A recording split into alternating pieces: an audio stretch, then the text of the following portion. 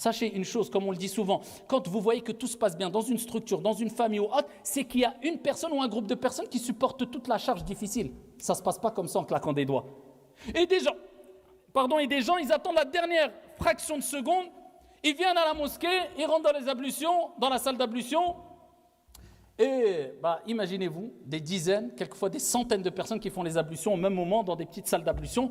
Imaginez-vous l'état des salles d'ablution, akramakumullah, pour ne pas vous dire des toilettes, quelquefois, parce que quelquefois je vous dis, il y a des comportements, excusez-moi de vous le dire, mais il faut dire les choses comme ils sont, c'est rare, mais quelquefois il y a des comportements dans les toilettes, j'ai l'impression que ça relève de la psychiatrie. On ne va pas vous faire de dessin, parce que quand on a vu des choses ici par expérience pendant des années, hadith wa la haraj, wallahu al-musta'an. Bref, je ne sais pas, franchement ça relève de la psychiatrie, en toute honnêteté je pense. En tout cas, pourquoi vous attendez pour certains qui peuvent faire les ablutions chez eux? Je ne parle pas de celui qui n'a, il était au travail, il était dehors, il n'a pas le choix, il vient, il fait les ablutions, il a perdu ses ablutions, il n'y a pas de mal. Mais les gens qui ont le choix, fais les ablutions chez toi, et viens et prends la récompense complète. Et ça allègera le travail pour celles et ceux qui nettoient les salles d'ablution 5 fois par jour, tous les jours.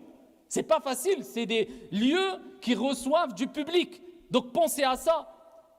Parmi les choses aussi à faire, au-delà du fait de respecter les salles d'ablution aussi, attention, je ne suis pas en train d'interdire de faire les ablutions dans les mosquées, dans les salles d'ablution, mais celui qui peut éviter, qui a le choix, qu'il fasse chez lui. Et quand il vient, qu'il se tient, on va pas enseigner des choses qui relèvent du civisme et qu'on enseigne à des enfants de 4 ans, vous le savez. C'est juste d'être un peu, avoir un peu la tête sur les épaules et se dire, il y a des gens qui passent derrière, c'est dur, c'est fatigant. Toute la journée, nettoyer la salle d'ablution, je peux vous dire, normalement, il faut mettre voire 2 personnes toute la journée que pour ça.